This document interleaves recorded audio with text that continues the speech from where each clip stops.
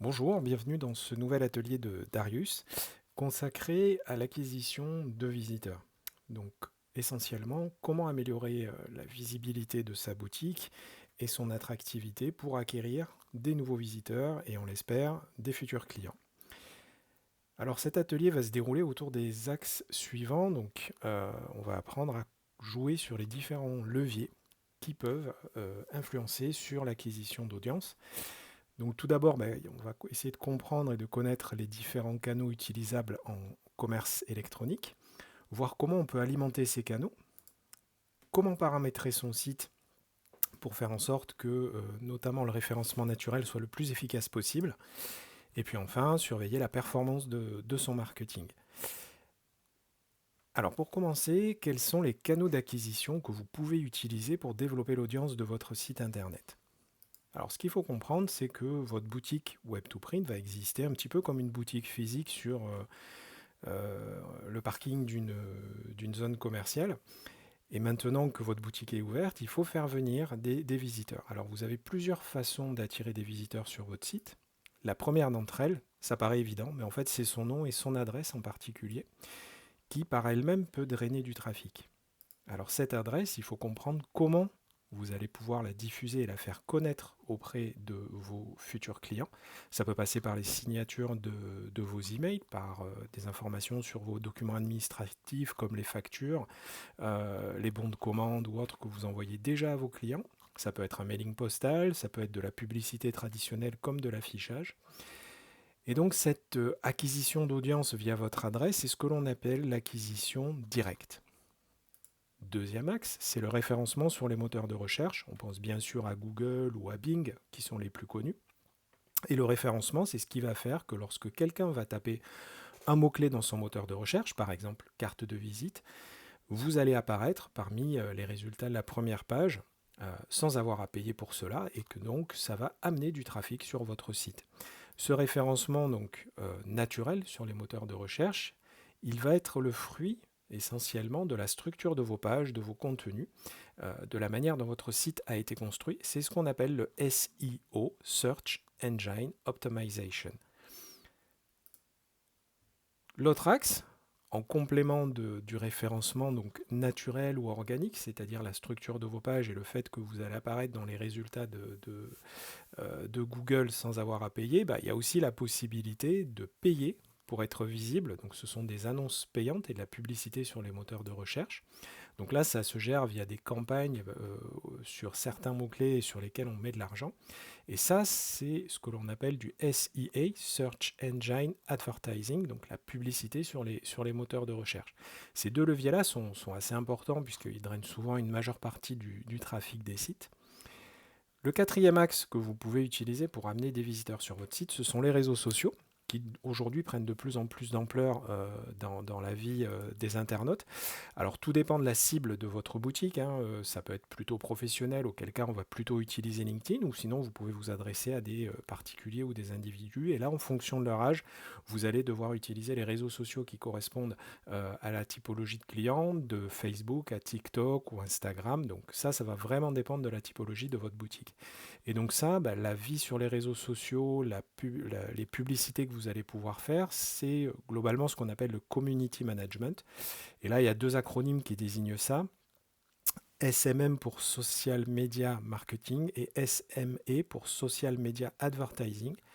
Donc c'est la publicité qu'on va pouvoir gérer sur les réseaux sociaux pour amener des visiteurs et des personnes des réseaux sociaux vers votre boutique. Autre axe important, c'est l'emailing. Donc, c'est envoyer des campagnes d'email à vos clients ou à des bases que vous allez louer pour faire la promotion de vos produits et attirer des visiteurs sur votre boutique. Donc là, c'est à partir de bases contacts, et donc c'est de l'email marketing. Et puis, le dernier levier que vous pouvez utiliser, c'est ce que l'on appelle des sites référents. Donc, ce sont des sites qui vont contenir un lien vers votre boutique, ce que l'on appelle dans le jargon des backlinks, des liens arrière. Et donc là, en fait, on le verra un petit peu plus dans le détail tout à l'heure, ce sont des sites partenaires sur lesquels vous allez faire d'une certaine manière la promotion ou le lien avec votre site. Par exemple, si vous vendez des cartes de visite, par exemple, sur votre imprimerie en ligne, ça va être un site dans lequel à destination par exemple des secrétaires de direction. On va expliquer le rôle de la carte de visite et son intérêt, ou comment concevoir une carte de visite. Et parmi les exemples de sites d'imprimerie en ligne qui seront cités sur ce site-là, figurera un lien vers votre boutique. Donc c'est vraiment essentiel d'avoir en tête cette structure de canaux d'acquisition pour votre boutique, parce qu'en fait, en fonction de la cible, en fonction des produits que vous vendez, vous allez utiliser l'un ou l'autre de ces canaux. Alors maintenant, je vous propose d'entrer un petit peu plus dans le détail de chacun d'entre eux. Au niveau du trafic direct, donc quels sont les leviers de développement? Tout d'abord, c'est très important, dès la réflexion de votre projet de boutique Web2Print, de réfléchir à la structure et à la longueur du nom de domaine, et surtout à sa facilité de mémorisation. Je vois souvent des noms de domaine qui sont assez longs, ou composés ou autres. Une marque, elle doit être facilement mémorisable, on doit l'avoir en tête et le nom de domaine doit découler. Donc si votre boutique porte le nom de votre imprimerie, il faut que ce soit le plus proche possible, il faut que ce soit sur un .com ou .fr, quelque chose qu'on trouve rapidement, il faut que ça coule un petit peu de source. Donc évitez les noms de domaine à rallonge ou les choses trop complexes, ou aussi les noms de domaine qui sont un petit peu trop alambiqués ou trop éloignés de votre secteur d'activité et que vos clients risquent de ne pas mémoriser. Ensuite, il va falloir développer la notoriété auprès de votre base client existante, parce que à moins que vous lanciez un business de zéro, où vous avez probablement déjà une imprimerie et déjà des clients, ces clients-là, il ne faut pas considérer qu'ils n'achèteront jamais en ligne, c'est faux. Ce sont des clients actuels de votre imprimerie et ils peuvent devenir des clients de votre boutique en ligne. Et donc, vous devez commencer par leur faire connaître l'existence de cette boutique. Donc ça peut passer tout d'abord par la signalétique de votre imprimerie, par le marquage de vos véhicules aussi, faire savoir que vous avez un site internet. Tous vos documents administratifs, j'en ai parlé précédemment, que ce soit le papier en tête, les factures, les bons de commande, voilà, tout ce que vous utilisez comme document administratif, faites figurer dessus que vous avez un nouveau site et mettez son adresse internet. Vous verrez, ça ne vous coûtera pas grand-chose et ça peut avoir de bons retours. Pensez aussi à modifier vos signatures d'email. On envoie toute la journée beaucoup d'emails. Et le simple fait de mettre une petite bannière en disant que ça y est, il y a un nouveau site de vente en ligne ou autre, ça va permettre de développer la notoriété.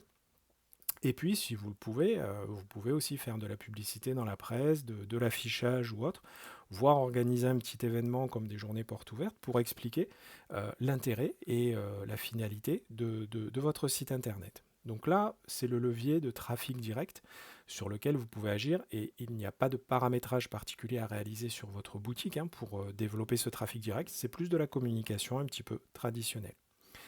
Le deuxième axe, le référencement naturel. Donc je vous le rappelle, c'est comment faire pour faire en sorte que votre boutique apparaisse dans les résultats de recherche de Google sur la saisie de certains mots-clés. Alors ce qu'il faut comprendre, c'est que le référencement naturel porte sur trois axes. Le premier axe, c'est la marque.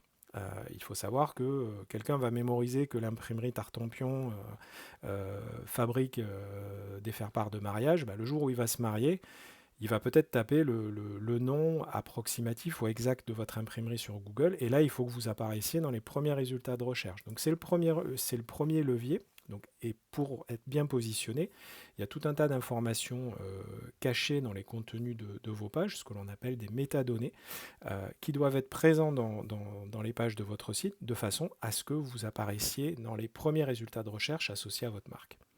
Le deuxième axe d'intervention sur le référencement naturel, bien évidemment, ce sont les produits. Si vous vendez des affiches, si vous vendez des kakémonos ou des roll-up, vous devez travailler vos fiches produits, vos visuels, la structure de vos pages de façon à ce que Google considère que vous avez un excellent site et que donc vous pouvez apparaître parmi les premiers résultats associés à ces recherches-là. Alors il ne faut pas toujours se dire, attention, moi, mon produit, on le retrouve sur tous les sites communs d'imprimerie en ligne, donc j'ai aucune chance de ressortir. C'est pas tout à fait vrai parce que de plus en plus, la recherche sur les moteurs est ciblée par zone géographique. Donc peut-être qu'au national, vous n'avez aucune chance de sortir dans les résultats, mais si vous avez bien travaillé votre site et si vous l'avez bien structuré, vous avez des chances d'apparaître en local et donc d'être favorisé par rapport à la clientèle locale qui est intéressée par ces produits. Enfin, le troisième axe, ce sont les contenus conseils, c'est-à-dire des contenus pertinents par rapport aux tendances de recherche et aux centres d'intérêt. Typiquement, par exemple, sur du packaging, ça va être un contenu dans lequel on va dire quelles sont les règles à respecter en termes de législation, par exemple, dans euh, les contenus pour tel type de produit ou autre, ou ça va être quelles sont les couleurs tendances cette année. Donc, c'est pas totalement lié à vos produits, mais ce sont des contenus qui peuvent correspondre à ce que vos acheteurs sont en train de rechercher et donc qui peuvent les amener sur votre site. C'est ce qu'on appelle du marketing de contenu. Voilà les trois axes d'intervention sur le référencement naturel. Et il y a également un élément qu'il faut prendre en compte et qui est un petit peu le complémentaire aux trois précédents, ce sont les médias, les images, les photos, les rendus 3D, parce qu'en fait il y a beaucoup de moteurs de recherche qui indexent aussi les visuels. Et donc c'est aussi un élément sur lequel vous devez être très attentif et très rigoureux dans la conception de votre site, de manière à ce qu'il soit correctement indexé. On reviendra plus tard dans le détail sur ces éléments-là, mais c'est ce qu'il faut avoir en tête. Concernant toujours les moteurs de recherche, mais cette fois-ci la partie payante, la publicité sur les moteurs de recherche, qu'est-ce que vous avez comme possibilité? Le plus simple et le plus connu, ce sont les annonces textuelles. Je tape un mot-clé, carte de visite, et je vois tout un tas d'annonces publicitaires qui vont apparaître dans Google ou dans Bing, me disant voilà, la carte de visite la moins chère ou la carte de visite la plus rapide. Donc ça, c'est ce qu'on connaît, qui est très commun et qu'on voit beaucoup sur les moteurs de recherche. Mais il n'y a pas que ça, il y a aussi ce qu'on appelle les bannières display. Donc par exemple, ce sont des bannières publicitaires, des images ou des vidéos qui vont venir en superposition de vidéos par exemple sur YouTube ou dans des sites pertinents. Alors par exemple, vous allez avoir une bannière publicitaire pour les cartes de visite qui va apparaître au démarrage d'un tutoriel sur la conception d'une carte de visite dans Canva ou dans Word. Et donc potentiellement quelqu'un qui souhaite faire sa carte de visite va consulter pour apprendre à le faire. Et donc le fait de positionner votre publicité à cet endroit va accentuer les chances que peut-être il achète sa carte de visite chez vous. On a aussi un autre domaine dans lequel les campagnes de web marketing peuvent intervenir. On le sait moins, ce sont les clients de messagerie. Donc, ce qu'on appelle un client de messagerie, c'est Gmail par exemple. Et il est possible de pousser de la publicité très ciblée à l'intérieur de l'interface de Gmail en fonction des centres d'intérêt des utilisateurs ou des newsletters auxquels ils sont abonnés. Donc là, ça permet d'avoir de la publicité très très ciblée. Et enfin, le dernier axe des campagnes de web marketing, à un niveau très macro, c'est ce qu'on appelle le remarketing. Alors ce terme barbare, il désigne quelque chose que vous avez forcément constaté. Par exemple, un jour, vous avez peut-être fait une recherche sur un site de commerce en ligne pour un voyage ou pour, moi, je sais pas, une perceuse ou un produit particulier, mais vous ne l'avez pas acheté. Et vous avez dû forcément remarquer que dans les jours qui suivent, vous avez vu plein de publicités pour ce produit à des prix cassés sur le journal que vous consultez ou sur d'autres sites. En fait, ce n'est pas le fruit du hasard. Ce sont des bannières publicitaires qui sont déclenchées en fonction des produits que vous avez consultés ou des produits que vous avez ajoutés au panier et qu'on va vous pousser sur tout un tas de sites que vous allez consulter après avoir vu ce produit. C'est cela le remarketing. Donc en fait, vous avez là les 4 grands axes possibles des campagnes de web marketing. Pour ce qui est du community management, c'est-à-dire la gestion des réseaux sociaux, il y a plusieurs façons de l'aborder. La première, ce sont des posts, c'est-à-dire publier des contenus sur Facebook, Instagram, Twitter, en faisant la promotion de vos produits, des réalisations de vos clients. Regardez ce que mon client a imprimé chez moi, cette belle affiche ou cette belle carte de visite. Ça peut être l'actualité sur la vie de votre entreprise, une nouvelle machine, un événement sympa, un nouveau collaborateur, donc tout ce qui peut alimenter le fil d'actualité de votre entreprise, et puis aussi des partages, un article intéressant ou quelque chose de pertinent. Donc ça, ce sont les posts que vous allez réaliser. Vous avez aussi des choses à prendre en compte, ce sont des réactions sur des posts et des stories tiers. Donc typiquement, par exemple, un client à vous qui va poster un contenu intéressant, vous allez réagir dessus, voire poster un commentaire, et donc là-dessus, ça va aussi engager un petit peu la communauté.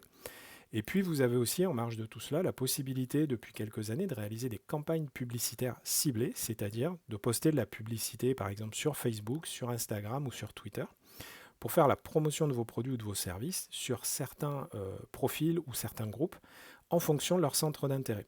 Donc typiquement, si vous réalisez par exemple, si vous imprimez des produits à destination, je ne sais pas, des apiculteurs, vous avez la possibilité sur Facebook de cibler les gens qui ont déclaré comme centre d'intérêt l'apiculture, donc pour leur proposer vos produits et avec des publicités qui seront plutôt orientées en fonction de cette typologie d'usage.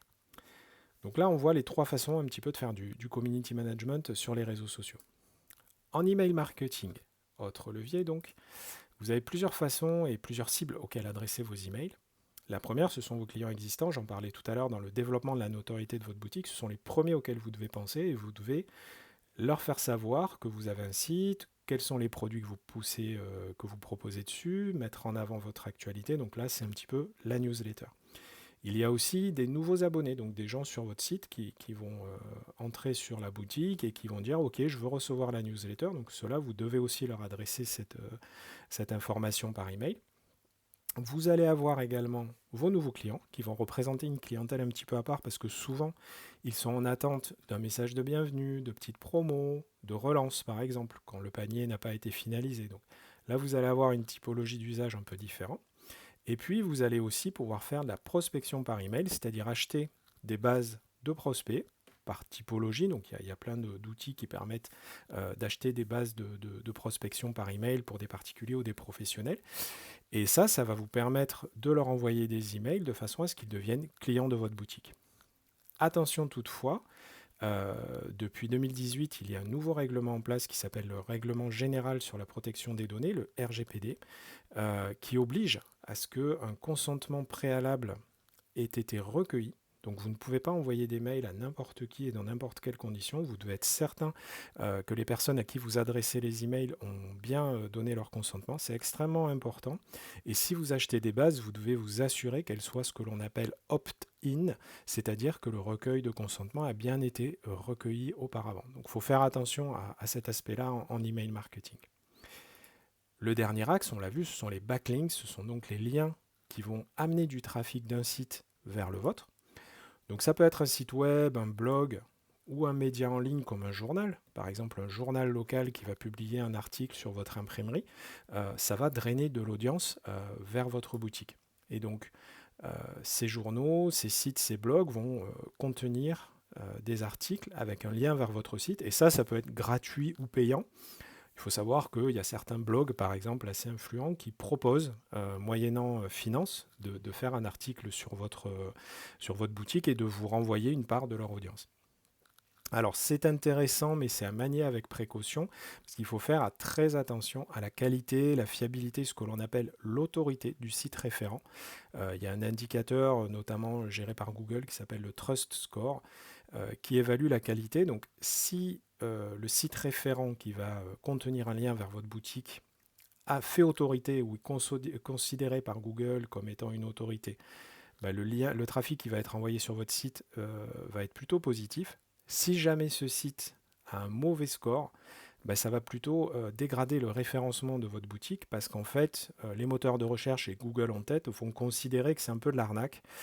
C'est ce qu'on appelle des liens toxiques et ça va plutôt avoir tendance à décrédibiliser votre site. Donc faites très attention, n'acceptez pas tout et faites aussi très attention à des agences qui vous vendent une amélioration des backlinks. Souvent, c'est un petit peu une arnaque et qui va conduire plutôt à l'augmentation de l'indice de toxicité de votre site. Donc soyez très prudent à ce niveau. Alors voilà, on a vu un petit peu les différents canaux et les différents leviers qui vous permettent d'acquérir du trafic sur votre site. Maintenant, on va comprendre comment les gérer et surtout à qui faire appel pour gérer ces leviers. C'est souvent la problématique qui se pose lorsqu'on se lance dans le e-commerce.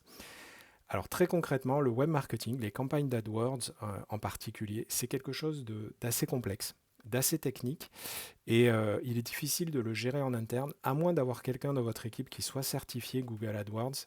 Je recommande plutôt de passer par des agences ou des freelances qui soient spécialisés en Google AdWords et en Search Engine Advertising. Pourquoi? Parce qu'en fait, comme je le disais, c'est très très très technique aujourd'hui, ça demande de la formation un petit peu en continu. Et si vous vous lancez tout seul là-dedans, le risque qu'il y a, c'est qu'en fait, vous ayez de la mauvaise rentabilité, c'est-à-dire que vous dépensiez de l'argent un peu en pure perte.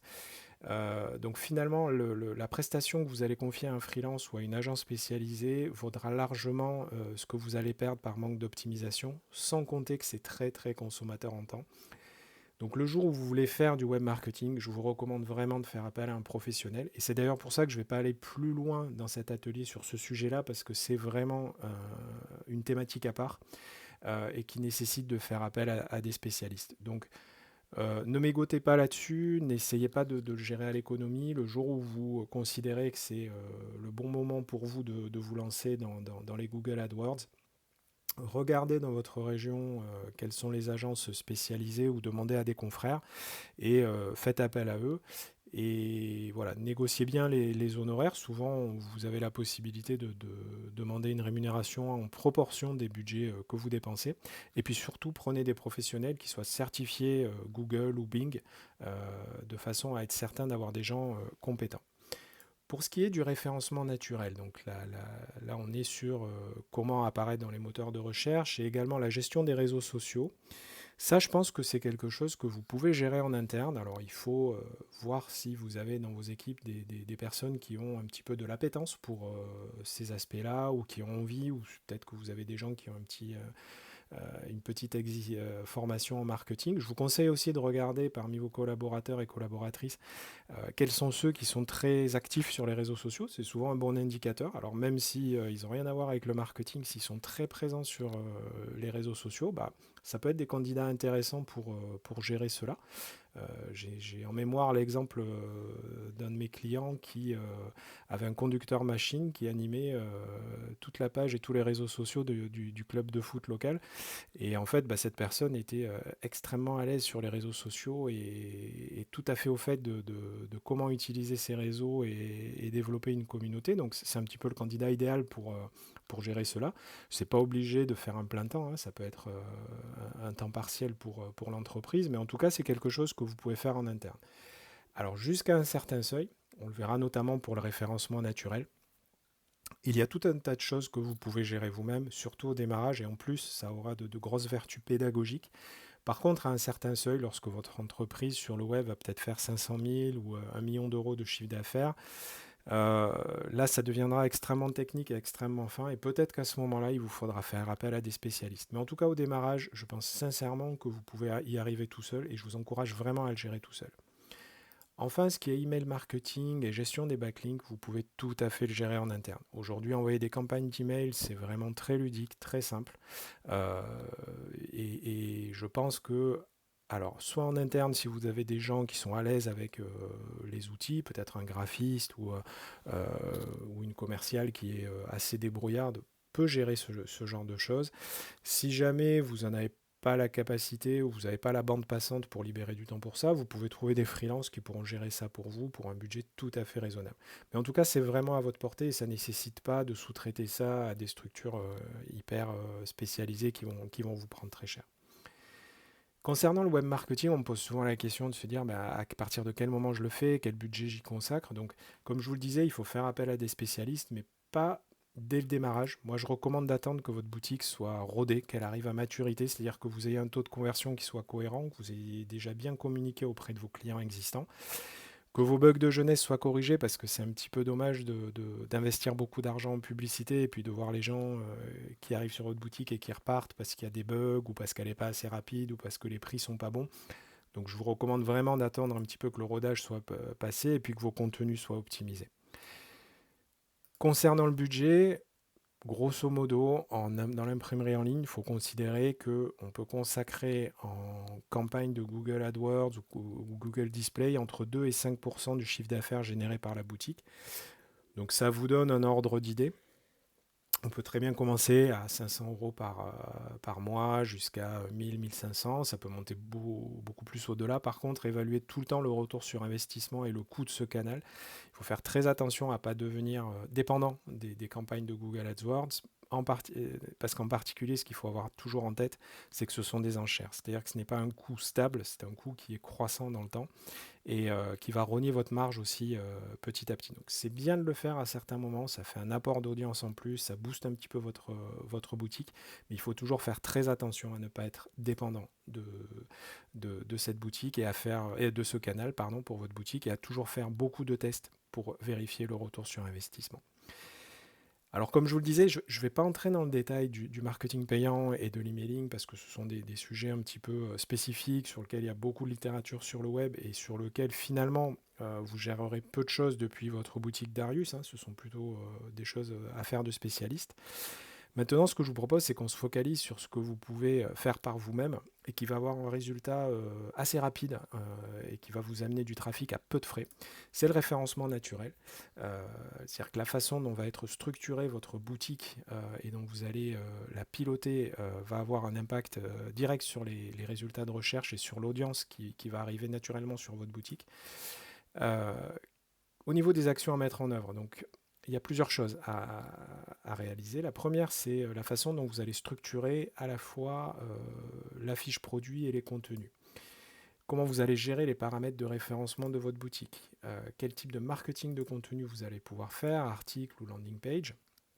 Et puis comment vous allez gérer un petit peu ce qu'on appelle des redirections d'URL, c'est-à-dire des liens ou des rattrapages un petit peu de liens existants, comment vous allez les traiter.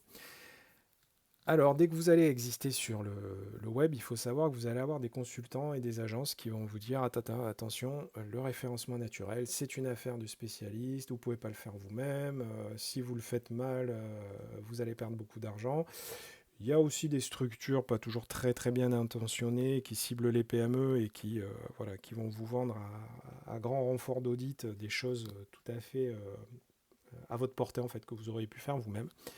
Donc moi, ce que je vous recommande, et c'est l'intérêt aussi de la plateforme de Darius, c'est de reposer sur WordPress, qui est vraiment une solution exploitée par des milliers de sites et très bien pensée pour le référencement.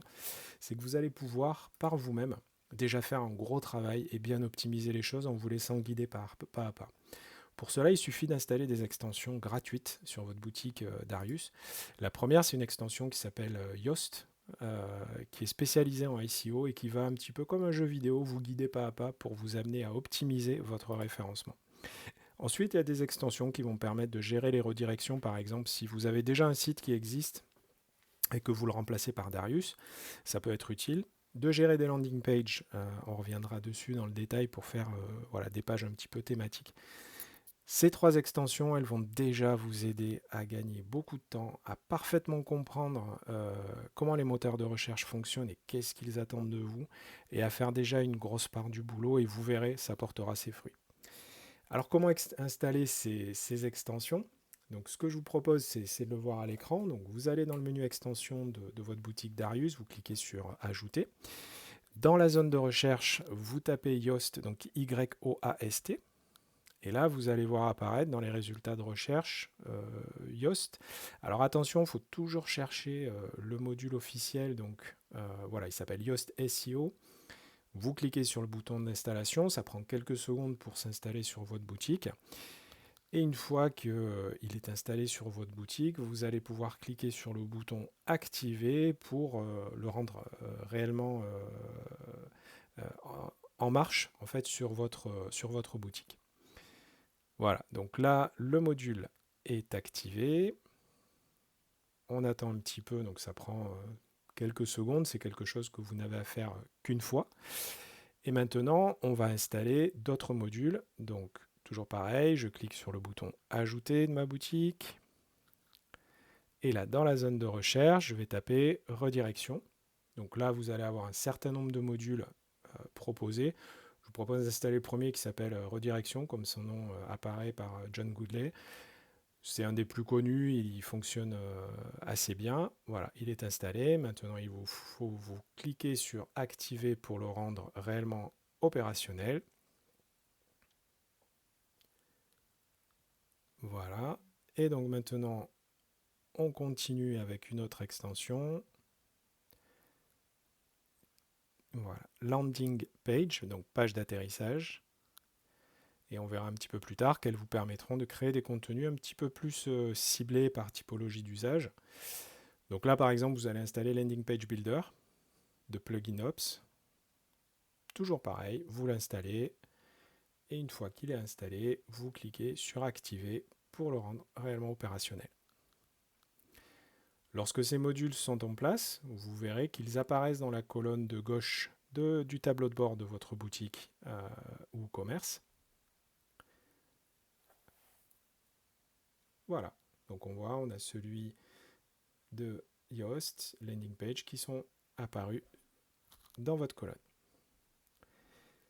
Alors maintenant, nous passons à l'étape suivante, c'est qu'on va rentrer dans le détail de la configuration des différentes extensions et en premier lieu l'extension Yoast en SEO qui va nécessiter un certain nombre de paramétrages. Donc pour cela, je vais sur l'entrée SEO Yoast qui est dans la colonne de gauche et je clique sur Réglages généraux.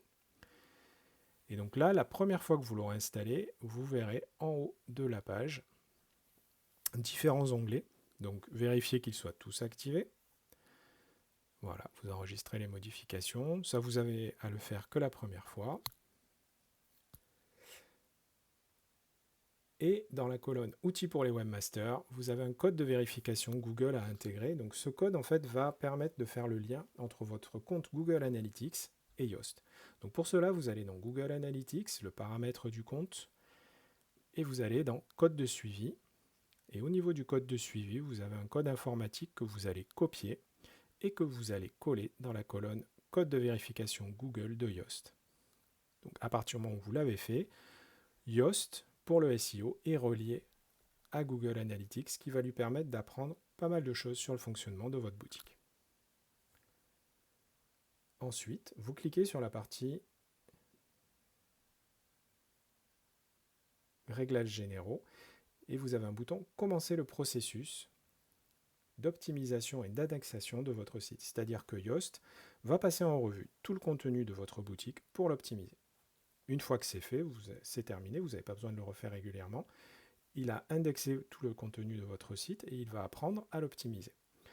Ensuite, vous avez un certain nombre de réglages à passer en revue, notamment par exemple saisir le nom de l'organisation et votre logo. Alors c'est important de l'intégrer car ça permettra d'optimiser un certain nombre d'informations publiées, notamment sur les moteurs de recherche. Donc vous pouvez aller chercher une image sur votre ordinateur avec le logo de votre société.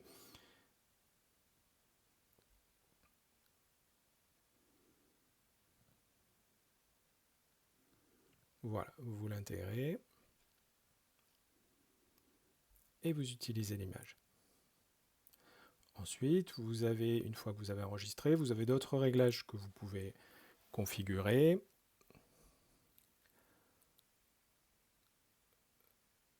Donc, dans l'onglet type de publication, vous allez pouvoir gérer les paramètres un petit peu généraux des articles, des pages produits. Alors pour l'instant, je vous conseille de regarder ce qu'il y a et on ira dans le détail au niveau notamment des fiches produits dans un deuxième temps. Mais là, c'est un petit peu pour prendre conscience de tous les paramètres que vous pouvez gérer depuis cet outil et sur lesquels peut-être vous pourrez revenir un petit peu plus tard. Donc là, vraiment, vous avez les réglages globaux en SEO. Déjà par défaut, vous avez les réglages, on va dire, intéressants. Et maintenant, on va voir dans le détail comment optimiser le référencement, notamment de vos fiches produits. Aussi, un élément important que je n'ai pas encore mentionné et qu'on va pouvoir voir, si vous avez déjà des pages entreprises qui existent sur les réseaux sociaux, vous pouvez aussi les configurer dans Yoast. Donc je vous invite à rentrer l'URL de votre page Facebook, des noms d'utilisateurs Twitter ou autres, de les enregistrer.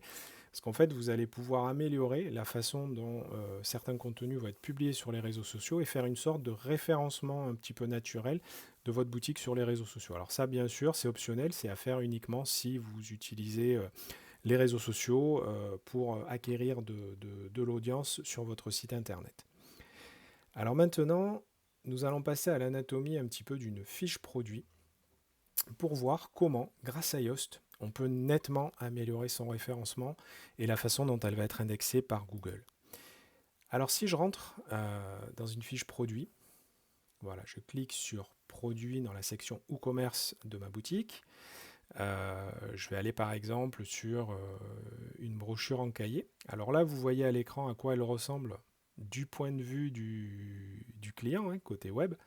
On voit une fiche produit, ce qu'il y a de plus classique et souvent ce à quoi ça ressemble, avec un titre qui parle à l'imprimeur, un petit texte très sommaire et une photo. Voilà. Alors il y a beaucoup d'imprimeurs et c'est tout à fait normal qu'ils considèrent que c'est suffisant. On va voir que c'est pas trop le cas. Donc en fait, je vais aller éditer la fiche produit donc de cette brochure dans le back-office de Darius.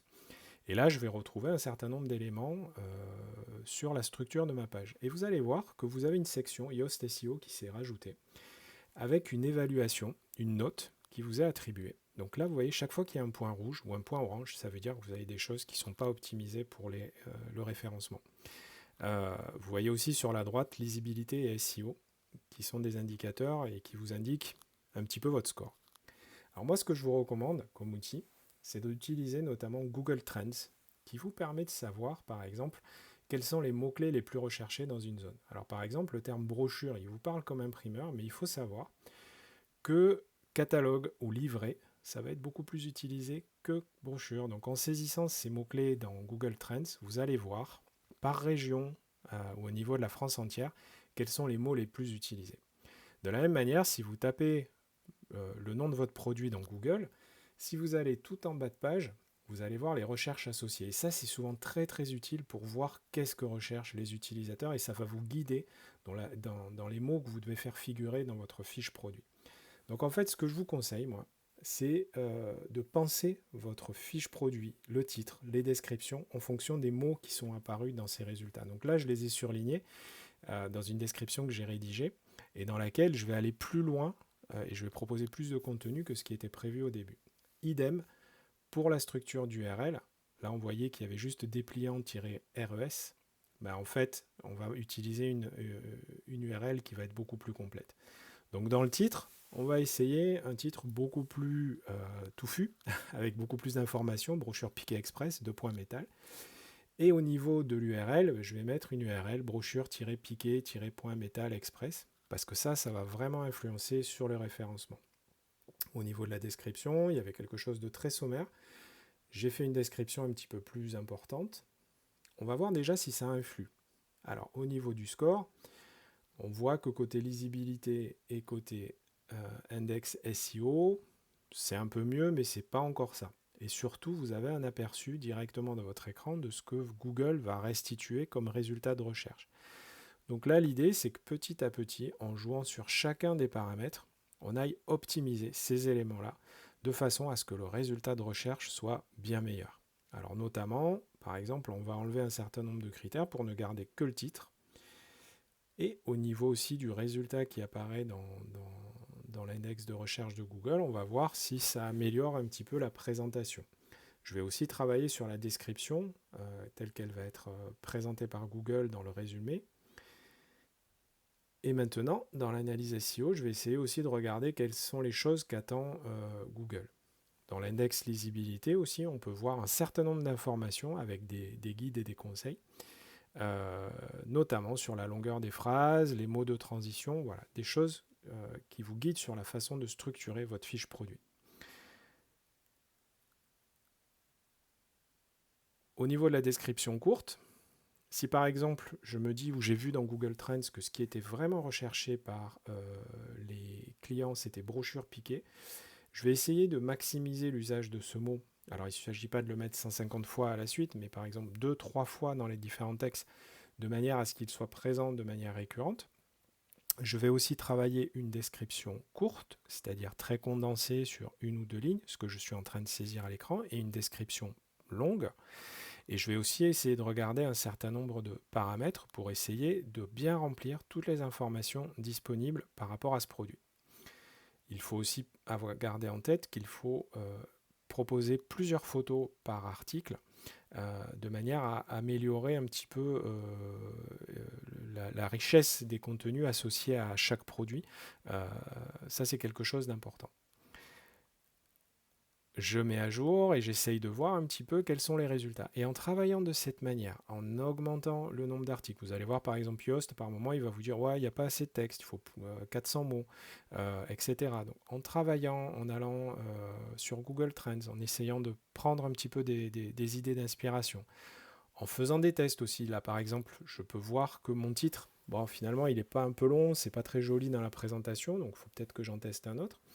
Mais en faisant tout ce travail petit à petit, produit par produit, vous allez arriver à avoir une fiche produit qui déjà va être confortable et très complète pour les utilisateurs, et ensuite qui aussi va plaire à Google.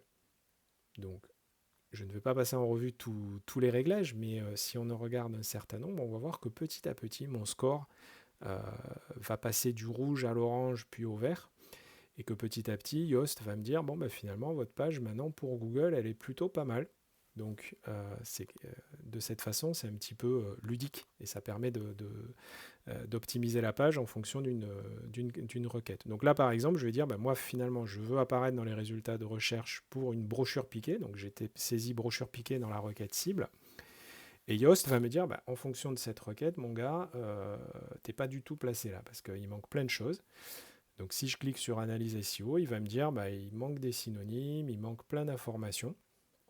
Donc ça, je vais pouvoir, guider par Yoast, améliorer chacun des éléments un après l'autre. Voilà, donc par exemple, une des premières choses qu'il m'a dit, c'est que je manquais un petit peu de texte dans ma description, donc je vais aller améliorer ça. Je vais aussi rajouter brochure piquée dans le titre de ma fiche produit. Ça peut paraître bête, mais lui, il me dit attention, brochure piquée, ok, si vous voulez être bien visible sur cette requête-là, bah, il faut l'avoir dans le titre et il faut l'avoir au moins 2 fois dans le texte. Donc vous allez modifier votre texte pour que brochure piquée apparaisse. Voilà. Et donc au fur et à mesure des changements que vous allez apparaître, vous allez voir que dans la partie droite de l'écran, au niveau de l'encart publié, chaque fois vous avez le petit score, lisibilité et SEO, qui va s'améliorer. Donc pour l'instant il est tout rouge. Et vous voyez par exemple en problème, il me dit bah attention, il n'y a pas de lien externe. Il n'y a pas de lien interne, ce qu'on appelle le maillage. Votre requête n'apparaît pas dans l'introduction, elle n'apparaît pas dans la métadescription, donc je vais corriger petit à petit tous ces éléments-là.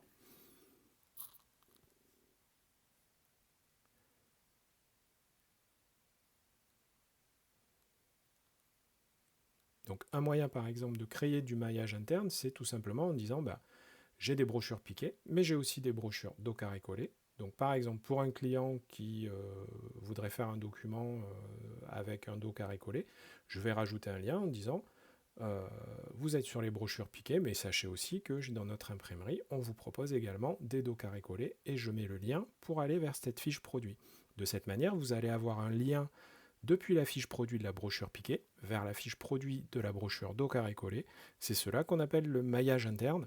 Donc ce sont les liens entre des pages d'un même site internet et qui permettent de renvoyer des informations les unes entre elles.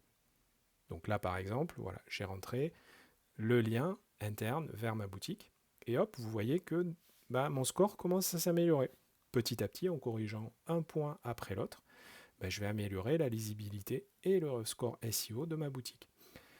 Parallèlement, ce travail que vous allez faire fiche produit par fiche produit, bah, vous allez aussi apprendre à comprendre ce que Google attend de fiches produits et comment structurer correctement vos fiches produits. Et donc ça veut dire que pour les futurs produits que vous allez rajouter à votre catalogue, bah, vous les structurerez correctement. C'est ça qui est important aussi dans le fait de le réaliser vous-même, c'est que vous allez apprendre. Alors que si vous le confiez à une structure externe, ça restera un petit peu difficile pour vous de comprendre comment ça marche et du coup vous serez dépendant de prestataires externes. Donc je vous recommande vraiment de le faire par vous-même et d'apprendre à bien référencer, à bien structurer des pages parce que c'est extrêmement important à la fois pour l'ergonomie de votre catalogue, de votre boutique et aussi pour son référencement. Alors si on continue maintenant, après tout ce travail d'optimisation, vous allez voir que dans la partie lisibilité et SEO, au fur et à mesure, lorsque vous aurez bien travaillé votre fiche produit, bah son score va être vert, c'est-à-dire que vous allez avoir une bonne note en lisibilité, une bonne note en SEO. Et ça, c'est très important parce que bah, Yoast vous dit c'est bon, il y a tout ce qu'il faut dans la fiche, tous les éléments sont prêts. Ça ne vous empêche pas de raffiner au fur et à mesure vos descriptions, etc. Mais en tout cas, vous avez fait le gros du boulot dans l'optimisation de votre fiche produit. Et ça, c'est vraiment essentiel pour la préparation de votre catalogue. Maintenant que vous l'avez fait pour cette fiche produit, bah, il ne faut pas hésiter à le faire pour tous les produits de votre catalogue, l'un après l'autre. C'est vraiment essentiel. Il ne faut pas négliger cette partie-là. Et puis tout le temps, en parallèle de ce travail de référencement, ne pas perdre de vue qu'il ne faut pas travailler que pour Google, il faut aussi travailler pour vos clients. Donc toujours regarder à quoi ressemble la fiche produit et qu'elle sera vue par un client potentiel en essayant de faire en sorte qu'elle soit la plus ergonomique et la plus sexy possible. Alors, ce travail qu'on a fait pour une fiche produit et ces principes que l'on vient de voir, ben en fait, il faudra les faire pour tous les éléments publiés sur votre site. On l'a vu pour la fiche produit, il faut aussi le réaliser pour la catégorie. Donc la catégorie, par exemple, ça va être la carterie, le grand format, donc laissez un petit peu les familles de produits que vous avez, ben, il faut aussi travailler leur référencement. Alors il y a moins d'éléments que sur une fiche produit, mais néanmoins, il faut travailler des descriptions, il faut rajouter des textes. Il ne faut jamais laisser des structures avec des contenus vides ou des contenus par défaut. Il faut faire en sorte d'avoir des textes uniques. Ne vous amusez pas à copier des choses que vous avez vues sur un site et à le recoller à l'identique ici. Non, non, il vous faut rédiger des textes propres à vous, avec votre style, et qui soient uniques. C'est vraiment très important et donc il faut le faire pour vos catégories. Il faut ajouter des visuels aussi par catégorie, c'est très important. Et toujours pareil, il vous faut analyser les résultats du score d'indexation de Yoast pour vos catégories, comme vous l'avez fait pour votre fiche produit. C'est vraiment essentiel.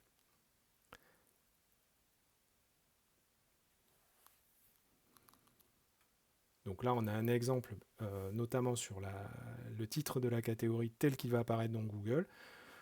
On peut voir qu'en fonction de la longueur, bah, il ne faut pas trop en faire et c'est juste ce qu'il faut. Donc testez, regardez un petit peu comment ça ressort, quels sont les résultats, mais c'est important de le faire et de ne pas se limiter à la fiche produit, de travailler aussi les métadescriptions et puis de regarder, toujours pareil, quels sont les points qui ne plaisent pas à Yoast et qui nécessitent une amélioration.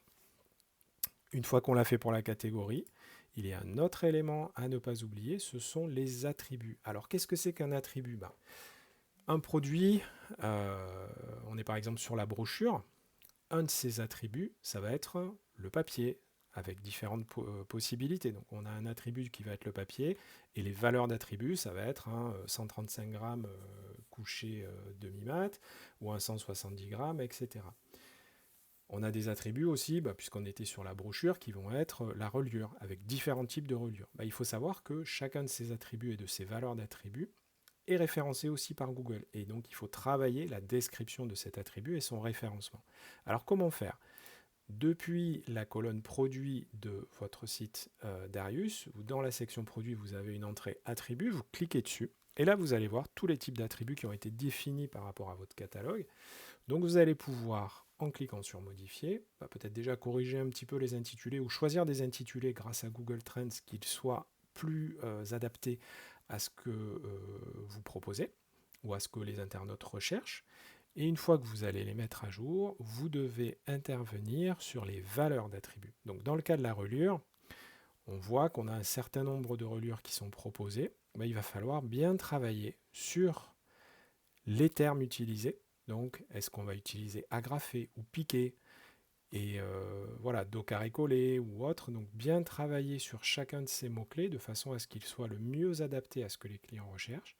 Toujours intégrer une description, donc vous allez saisir à quoi ressemble une piqûre à cheval, donc en indiquant que ce sont des points métalliques utilisés en agrafe avec au nombre de 2.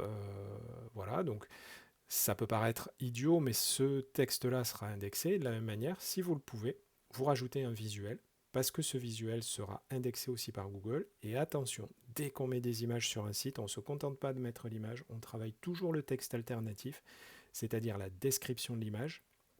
C'est toujours très important de le renseigner parce que ça va aider Google à indexer cette image et à comprendre de quoi elle parle. Donc on ne rentre jamais une image sur votre boutique sans rajouter de texte alternatif, sans lui mettre un titre très explicite. Dans l'idéal, on met une légende qui soit différente et du texte alternatif et de la description. Alors c'est un peu fastidieux, mais je vous recommande vraiment, quand vous travaillez sur un site e-commerce, de privilégier toujours la qualité de vos contenus à la quantité. Il vaut mieux moins de produits, mais que ces produits soient extrêmement bien indexés et bien structurés, plutôt que d'avoir des dizaines et des dizaines de produits qui ont été rentrés un petit peu à n'importe comment et sans être décrits, parce que c'est un travail en général qu'on a beaucoup de mal à faire par la suite. Donc privilégiez toujours la qualité des éléments que vous saisissez et que vous rentrez dans votre boutique, c'est essentiel. Voilà, donc une fois que j'ai rentré mon texte alternatif, ma légende, le titre et la description de mon image, je peux l'enregistrer et l'insérer comme vignette de ma catégorie. Et donc je vois bien donc, que j'ai défini et renseigné mes valeurs d'attributs. Donc ça c'est vraiment quelque chose d'extrêmement important à prendre en considération, d'indexer et de renseigner tous les paramètres SEO de toutes les composantes de votre catalogue, de la fiche produit aux catégories, aux attributs et aussi aux étiquettes si vous les utilisez. Un point important qu'on oublie et que je n'ai pas encore mentionné dans le traitement de la description, notamment d'une fiche produit, hein, mais pas forcément, ça peut être également dans la rédaction d'un article ou d'un post, par exemple, sur des conseils pour réaliser tel ou tel type de support. On va avoir tendance, lorsqu'on rédige du texte dans une fiche produit, donc dans la zone contenu de WordPress, à travailler comme dans Word. C'est-à-dire que je tape mon texte et puis je vais juste mettre en gras ou mettre en italique le texte qui a été saisi. Alors ça, c'est pas la bonne façon de faire, notamment par rapport à l'indexation. Ça, c'est la façon de travailler comme on fait dans Word. Quand vous regardez derrière ce qui est fait, en fait, vous voyez que le texte, en HTML, il va être balisé, c'est-à-dire qu'on va rajouter certaines indications. Mais ces indications, elles ne sont pas bien interprétées par les moteurs de recherche. Pour avoir une indexation qui soit vraiment optimisée pour les moteurs de recherche, il faut utiliser ce que l'on appelle les balises H1, H2, H3, c'est-à-dire les feuilles de style qui sont présentes dans l'éditeur. Vous les appliquez à chacun des titres. Donc là, par exemple, j'ai fait des balises H1, H2, H3 et une dernière balise préformatée. Et vous allez voir, quand on regarde le code HTML, chaque titre est bien balisé en commençant par H1, H2, H3 ou prêt pour du texte préformaté. Ça, c'est essentiel parce que ça va être parfaitement indexé par Google et ça va permettre aussi d'utiliser des feuilles de style, et oui, comme en PAO, pour mettre en page automatiquement tous vos contenus, avec les mêmes avantages que les feuilles de style dans InDesign, c'est-à-dire que si vous modifiez la feuille de style, tout le style de votre boutique est mis à jour. Et vous voyez aussi que dans la présentation et la description de votre produit, c'est beaucoup mieux structuré. Donc on a un double avantage, c'est que c'est très bien référencé par Google et ça facilite aussi la mise en page et ça permet aussi, si vous faites une mise à jour du style de votre boutique, de ne pas devoir tout refaire à la main au niveau de la mise en forme de vos textes. De la même façon, si vous rédigez un article, par exemple, pour dire que votre équipe est composée d'experts et qu'elle est vraiment au service de tout le monde, vous allez devoir travailler de la même manière, c'est-à-dire utiliser ces styles pour structurer votre page. Donc toujours utiliser les styles de paragraphe en commençant du H1 jusqu'au H3 ou 4 en fonction de la structure de votre document et éviter les mises en forme à la volée en utilisant les tailles de caractères ou le gras pour changer la mise en forme. Ça, c'est pas la bonne manière de faire. Vraiment, j'insiste là-dessus parce que si vous le faites assez tôt, avant que vous ayez structuré votre document, vous verrez que et toutes les pages de votre boutique, vous verrez que ça sera extrêmement simple à maintenir dans le temps et vous aurez un excellent référencement. Alors que si vous ne le faites pas au début, que vous créez vos pages HTML un petit peu n'importe comment et que vous devez ultérieurement toutes les restructurer, vous verrez que ça prend pas mal de temps. Alors, parmi les autres éléments à prendre en considération dans l'optimisation du référencement de votre boutique, un qui est très important, c'est la vitesse du site et donc le poids de vos images. Évitez toujours d'avoir des photos trop lourdes ou de charger des résolutions qui ne correspondent pas du tout à ce qui est utilisé. Donc vraiment toujours surveiller la vitesse et les performances de votre boutique. La compatibilité mobile, aujourd'hui la majeure partie du trafic sur les sites internet provient de smartphones, donc il faut que votre boutique soit optimisée sur mobile et Google le prend vraiment en considération dans le référencement des pages. La gestion des redirections, donc c'est typiquement si vous retirez un produit parce que vous ne le faites plus, ou que vous êtes en rupture de stock sur une matière, ne faites pas juste une désactivation de la fiche produit, parce que le problème c'est que Google aura toujours en mémoire cette page, et donc pour lui, il va arriver sur une page d'erreur. Et ça, il déteste. Donc si vous ayez un produit que vous ne réalisez plus, vous pouvez le retirer du catalogue, mais il vous faut rediriger la fiche produit, par exemple, vers un autre produit, un produit de remplacement, ou vers la page d'accueil. C'est très important de le faire, parce que ça, vraiment, c'est un tue-l'amour pour l'indexation de votre boutique. Et donc, pour cela, vous pouvez utiliser le module que je vous ai conseillé d'installer précédemment de gestion des redirections, dans lequel, tout simplement, vous allez dire cette page qui n'existe plus et qui existait auparavant, par exemple, slash brochure-do-carré collé, et je vais le renvoyer vers la page d'accueil ou vers la brochure-piqué qui, elle, est toujours en place. Voilà, c'est pas plus compliqué que ça, mais ça permet vraiment de faire les choses proprement. Et toujours pareil, on privilégie la qualité à la quantité. Autre élément important, les avis clients, les avis vérifiés. Donc il y a plein de modules payants qui existent. Alors je vous recommande plutôt d'utiliser cela parce qu'en France, la répression des fraudes notamment surveille que les avis répondent à certaines normes. Et donc les modules gratuits sont généralement pas compatibles avec cette norme NF. Donc il faut utiliser une des solutions du marché. Alors il y a Avis Vérifié qui est très connu, il y a Trusted Store, voilà, il y en a un certain nombre, Ecomi, etc. Donc vous pouvez regarder un petit peu ce qui correspond le mieux à votre boutique. C'est un élément important parce qu'en fait, chaque client, une fois qu'il va faire un achat, on va lui demander d'évaluer la qualité de la prestation que vous lui avez fournie. Et ça va être un élément de rassurance pour les futurs acheteurs. Et c'est quelque chose qui va aussi contribuer au référencement de votre boutique. Enfin, la fréquence des mises à jour. Plus vous publierez régulièrement des contenus, plus votre site vivra. Ce sera un des éléments qui contribuera à ce que Google le mette en avant par rapport à un site peut-être bien référencé mais qui ne vit pas. Donc pensez régulièrement à publier des contenus. Un point important aussi dans votre référencement, ce sont les landing pages. Je vous ai montré qu'il fallait installer un module dédié à ça. Alors, qu'est-ce qu'une landing page ?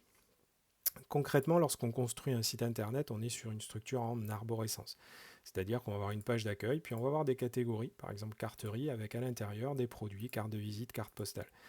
On va avoir une autre catégorie, par exemple marketing ou support publicitaire, avec des brochures piquées, des brochures d'eau carré collé, des dépliants. Et une rubrique signalétique avec du lettrage, du grand format, des t-shirts et puis du packaging avec des étiquettes et des boîtes. Alors ça, c'est votre structure globale, c'est-à-dire celle qui correspond à votre catalogue de produits, mais il n'y a rien qui est segmenté par typologie d'acheteur. C'est-à-dire que entre un restaurateur qui va avoir besoin de tel ou tel produit et par exemple une PME qui va surtout être intéressée par les brochures, il n'y a pas vraiment de différence. Donc les landing pages vont être des pages transverses qui vont vous permettre de faire des points d'entrée adaptés à certains métiers ou à certains usages. Par exemple, j'ai ciblé ces quelques produits pour les restaurants. Dire, voilà, pour les restaurateurs, ce qui les intéresse, ce sont des cartes de visite, des dépliants pour les menus, du lettrage pour la boutique, un t-shirt pour l'équipe et des étiquettes pour certains produits.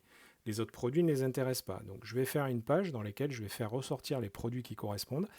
Et ces produits qui correspondent, je vais les mettre en avant de façon à ce qu'un restaurateur trouve exactement ce qui lui correspond. Et je vais créer, en marge de mon catalogue, différentes landing pages en fonction de ma clientèle ou de ce qu'elle recherche. Par exemple, une landing page ne va pas être limitée à un métier, ça va peut-être être une landing page sur les matières, les produits recyclés, puisque c'est quelque chose qui est très demandé aujourd'hui et vous allez mettre en avant dans votre catalogue quels sont les produits qui sont fabriqués à partir de matières recyclées. Ou ça peut être aussi les produits adaptés en contact alimentaire ou les produits certifiés PEFC. Donc les landing pages vont être des pages transverses thématiques. Alors pour les créer, c'est assez simple. Vous allez dans le module qu'on a installé, Landing Page. Vous allez cliquer sur Add New Page. Et donc là, en fait, vous allez pouvoir choisir parmi différents modèles des structures de page parmi celles qui vous sont proposées. Vous allez la nommer, par exemple, communication pour restaurant. Voilà. Et ensuite, vous allez piloter un petit peu la structure de votre page en fonction du modèle que vous avez choisi, en personnalisant différents éléments qui sont présentés dans la page. Voilà, ça vous permet de structurer ça. Vous avez la possibilité d'intégrer ce qu'on appelle des widgets, notamment avec des structures de produits. Donc là, par exemple, je vais mettre des produits présentés sur 3-4 colonnes. Je vais peut-être cibler des produits d'une certaine catégorie. Donc là, ça va être très lié à la façon dont vous structurez votre page. Vous avez aussi la possibilité de rentrer des blocs de contenu qui pointent vers certains produits particuliers. Et donc tout ça, ça va vous permettre, une fois que vous aurez publié, de créer cette landing page et potentiellement de l'associer à une campagne, par exemple, de publicité sur Facebook, ciblée sur les restaurateurs, et donc pour laquelle ils vont atterrir sur votre site, non pas sur la page d'accueil, qui est très générique, mais sur cette page un petit peu, qui est une sorte de page d'accueil dédiée aux restaurateurs. Donc ça, c'est vraiment important dans votre stratégie marketing, en fonction un petit peu de vos cibles, de créer ces univers contextuels. Voilà, on arrive au terme de cet atelier. Je vous remercie de votre attention et je vous souhaite de réussir dans votre stratégie à la fois de référencement et de développement de votre audience. À très bientôt.